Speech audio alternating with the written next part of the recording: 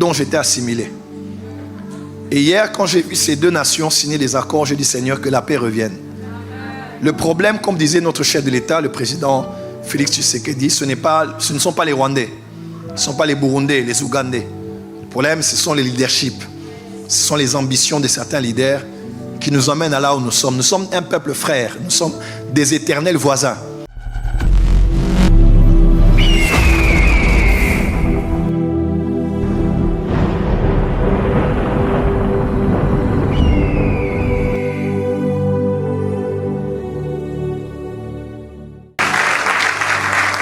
Nous avons l'habitude de dire que nous nous attachons à Israël aussi parce que nous devons à Israël ce que nous avons.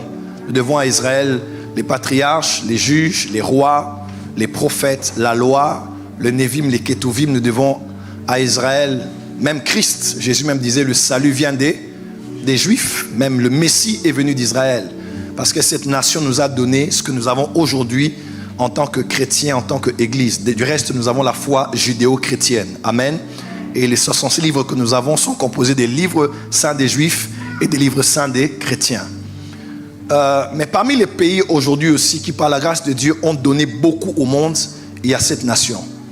Qu'on le veuille ou pas, nous ne sommes pas riches que par rapport à ce que nous avons sur le sol et le sous-sol. Mais les hommes qui marchent, les femmes qui marchent sur la terre de ce pays-là, qui viennent de ce pays, sont aujourd'hui les bénédictions pour les nations de la terre. Déjà en commençant par votre prophète lui-même qui est ici. Je suis congolais de père et de mère et fier de l'être. Je suis congolais, un don aux nations, mais je suis congolais et le Congo est dans mon sang, dans mes gènes, dans mon ADN. Je suis congolais. Amen, amen. Aujourd'hui, qu'on le veuille ou pas, la France est secouée par la culture congolaise. Que ce soit sur le plan du basket, du sport, que ce soit dans le foot, que ce soit dans la comédie, dans l'humour, que ce soit dans la musique, dans le rap français. Voilà, vous voulez que je dise ça? Dans le rap français, c'est nous. Gims est congolais. Oui, je l'ai dit du haut de la chair. Il est congolais. Et tous les Tiakolais qu'on sort, c'est les derniers Tiakola portent le même nom que moi, Mundala. Lui, il est Mundala, moi, je suis Mundala. Donc, c'est les Congolais. Dieu a béni ce peuple avec une grâce extraordinaire. Sur le plan du gospel, n'en parlons même pas. Sur le plan des pasteurs, n'en parlons même pas. Sur le plan des prophètes, n'en parlons même pas. Dieu a béni, Dieu vous a béni dans le monde en vous donnant la RDC. Et il faut le reconnaître, nous sommes un pays béni. Qui a dit Amen? Mais le contraste est tout simplement triste de voir qu'un pays avec un aussi grand potentiel est un pays qui vit beaucoup de paradoxes, beaucoup de souffrances, justice sociale inexistante, corruption omniprésente, division, guerre tribale. À l'Est, vous savez ce qui se passe à l'Est de la RDC.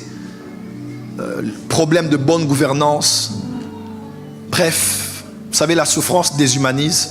La Bible parle même des femmes qui souffraient tellement de faim qu'elles décidèrent finalement de manger leurs enfants. Vous savez, la souffrance peut t'emmener à devenir comme un animal, à avoir des réflexes qui ne sont plus humains. Et de plus en plus, ce peuple qui était très gai, très joyeux, très enthousiaste, est devenu très amer, très méchant des fois sur les réseaux sociaux à cause de la souffrance. On ne mérite pas ce qu'on est en train de vivre dans ce pays.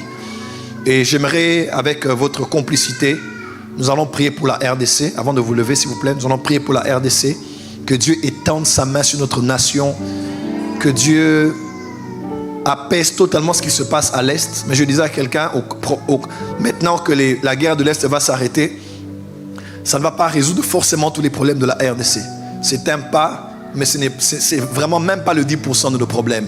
Notre problème est au cœur de le leadership, de la gouvernance, dans ceux qui entourent le leader politique. Il y a tellement de choses. Et le Congo, c'est 80 fois la Belgique. C'est 80 fois la Belgique. Donc, combien la France? Vous imaginez, nombre de fois la France. C'est un pays continent. Donc pour résoudre les problèmes, il faut, on tient à partir d'où pour que les problèmes soient changés. Mais on sait que, qu'on le veuille ou pas, tout dépend du leadership en premier. Donc on va prier que Dieu fasse grâce. Si vous aimez ce pays, si ce pays vous a béni avec des hommes comme nous, en tout cas nous allons prier pendant quelques minutes pour la RDC. Et hier aux États-Unis, s'est passé une signature assez historique entre le ministre des Affaires étrangères du Rwanda et de la RDC pour signer des accords de paix. D'abord pour commencer avec la paix et de coopération régionale. Il y a eu beaucoup de clauses qui ont été signées. Nous prions que ce pas qui a été posé nous emmène à une vraie paix et à une paix profonde. Vous savez, moi, en 98, lorsque le pouvoir qu'on appelait les rebelles sont entrés pour la révolution, lorsqu'on a voulu mettre fin à plus de 30 ans de dictature du président Mobutu, Marshal Mobutu, l'AFDEL est entré avec les armées burundaises, ougandaises, rwandaises. Et quelques temps après, le président Mzee Laurent Désiré Kabila, qui était là, voulant mettre tout, d'abord pour les intérêts du Congo, a dû se mettre à dos tous les voisins qui décidèrent d'avoir un peu plus que ceux qui leur étaient assignés. Et il y a eu quelques violences dans le pays où on a commencé à chasser par exemple les Rwandais. Et vous savez que moi j'ai été victime de ça, puisque j'ai un visage panafricain. Quand je vais au Madagascar, on pense que je suis malgache. Quand je vois des Guadeloupéens, ils pensent que je suis des îles. Quand je suis en Afrique de l'Ouest, on pense que je suis de la Mauritanie, on pense que je suis de la Guinée-Conakry même. On pense que je suis de l'Éthiopie, ou encore du Niger. Non.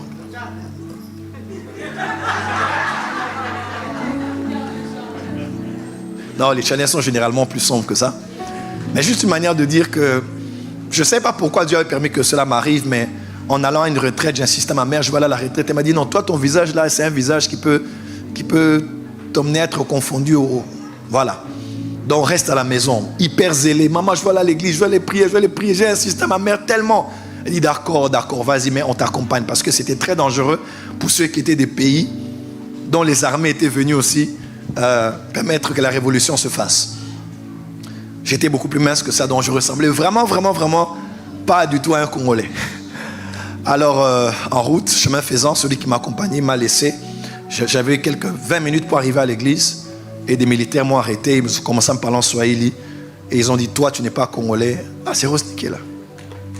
Je n'ai pas de lunettes, au fait. Ok. Quand je n'ai pas de lunettes, je vois des silhouettes, au fait. C'est toi? Ça va. Je l'ai présenté tout à l'heure. Et on m'arrête, on me dit, toi, tu es Congolais, toi. Et on parle en Swahili, tout ça. Et moi, je réponds en français. Swahili français, Swahili français, Swahili français. Et puis, ils se sont fâchés. Ils ont dit, toi, aujourd'hui, on t'a arrêté. C'est vous là qui êtes venu détruire ce pays. Et on me prend, m'arrête, on jette ma Bible, on jette tout ce que j'avais. Et il y a vraiment, Satan entra en lui comme dans Judas. Il a pris son âme, il a chargé en ma direction. Je tremblais, j'avais peur, j'allais à la retraite. J'allais tout feu, tout flamme. Et moi, j'ai toujours été comme ça, amoureux de Jésus. Je vais prier, puis on m'arrête, on charge. Bah! Il tire à ma direction. Donc, je me disais, je suis déjà mort, peut-être je suis dans l'au-delà. Ou bien c'est entré, je suis en train de saigner, mais je suis tellement traumatisé. Et tout le monde s'est écarté parce qu'on a dit quelque chose de bizarre s'est passé. Il a tiré en ma direction, mais les balles sont allées à terre. L'ange de l'Éternel comme autour de ceux qui craignent Dieu pour les arracher du danger. Alors, il me prie, on dit, toi tu es Rwandais, toi tu es Rwandais, toi tu es... On m'a amené là-bas, on m'a amené au centre supérieur militaire à Minzozone. On m'a jeté, on a dit, toi là aujourd'hui tu vas mourir. Et j'étais là, je suis Congolais, comment on peut m'associer à telle nation? Et j'ai dit non, ma mère est venue, mon quartier, tout le quartier est venu dehors. Et puis un militaire au gradé est entré, il a dit, comment t'appelles-tu? J'ai donné mes identités. Il dit, toi tu es sauvé, il faut qu'on te prépare une poule blanche, comme ça qu'on dit chez nous. Donc pour dire que tu es sauvé de la mort. Et on me fait sortir de là, j'ai fait je crois 4-5 mois, je ne sortais pas de la maison à cause de mon visage. Et non seulement ça, mais je rêvais tous les jours des militaires. J'étais traumatisé. Alors, cet épisode m'a donné un peu de me rapprocher de ce peuple dont j'étais assimilé. Et hier, quand j'ai vu ces deux nations signer des accords, j'ai dit, Seigneur, que la paix revienne. Le problème, comme disait notre chef de l'État, le président Félix Tshisekedi, ce ne sont pas les Rwandais, ce ne sont pas les Burundais, les Ougandais.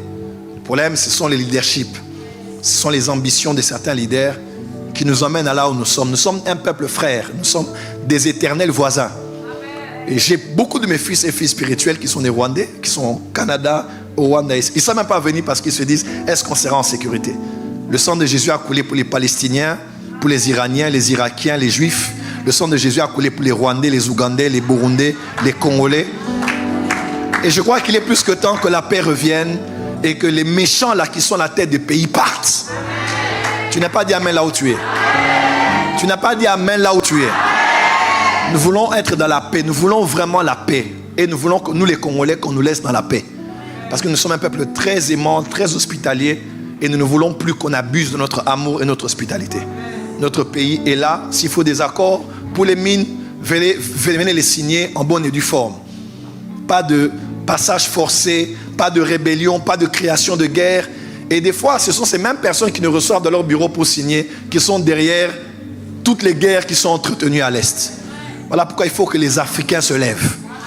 Il faut que, je disais, il faut que l'Afrique se lève.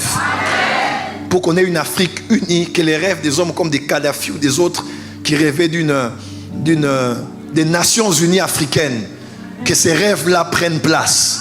Autant qu'on parle de l'Union européenne, des États-Unis, qu'on parle aussi des États-Unis d'Afrique. Et je crois que la RDC a un rôle prépondérant à jouer. Je vous dis prépondérant à jouer. Priez pour nous, que Dieu nous fasse grâce et que les choses aillent de mieux en mieux. Amen. On va se lever pour prier pour la RDC.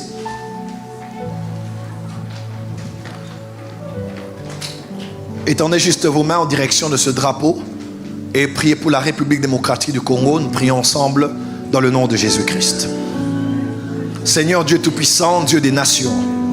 Dans l'Apocalypse, on parle devant le trône, il y aura des gens de toutes les langues, toutes les tribus, toutes les nations, y compris même celles que nous n'aimons pas et celles avec qui nous sommes en inimitié. Et nous sommes l'Église, nous sommes ton peuple. Il y a au milieu de nous ni juifs ni grecs, ni rwandais, ni congolais, ni burundais, ni iraniens, ni juifs, ni français, ni belges. Nous sommes tous un, pour nous qui sommes en Christ. Nous sommes fatigués de ces guerres, fatigués de l'orgueil des hommes, des ambitions sataniques qui poussent certains chefs d'État, chefs de guerre, à aller au-delà des limites de leur pouvoir pour tuer, pour verser le sang. Ôte les méchants du sommet de nos peuples. Ôte les méchants de nos nations, Seigneur. Et que ta paix soit établie dans le nom de Jésus-Christ. Nous voulons être dans la paix. Nous voulons que la sous-région soit pacifiée. Donne-nous des vrais leaders qui aiment l'Afrique. Des vrais patriotes qui aiment leur peuple. Oh Dieu Tout-Puissant. Combien de tes serviteurs, tes servantes, même des Congolais quittent le Congo parce qu'ils sont fatigués. Dur et difficile de résister à la tentation de quitter la nation à cause des problèmes éternels qui demeurent, Père. Élève une nouvelle génération. Des hommes d'État, des hommes politiques, des hommes justes, intègres, qui te craignent, qui te servent et qui vont mettre le peuple d'abord avant leurs propres intérêts. Je prie pour ma nation, la République démocratique du Congo. 65 ans, c'est bon, Seigneur. C'est au-delà de la maturité. C'est au-delà de la trentaine, quarantaine, cinquantaine. C'est au-delà du jubilé. Je prie maintenant, Seigneur, que la RDC décolle. Que la RDC décolle et que cet accord signé hier, avant-hier, ces efforts de notre ministre des Affaires étrangères, sous la gouvernance, Seigneur, de la première ministre et du gouvernement congolais et du chef de l'État, nous prions, Père, pour une paix durable. Laisse que la diaspora revienne à nouveau au pays, comme Néhémie, qu'elle revienne. Laisse que la diaspora revienne encore au pays et investisse, car nous sommes fatigués des fuites du cerveau de ces hommes et femmes qui peuvent faire quelque chose, mais qui ont été découragés par un système totalement invivable. Oh, que la paix vienne en RDC. nous voulons et nous déclarons qu'il n'y aura pas de balkanisation. Et tout ce qui se fera pour notre intérêt, avant les intérêts même régionaux. Merci de nous écouter et nous exaucer et d'avoir exaucé les prières de ton peuple ce soir. Au nom de Jésus-Christ. Amen.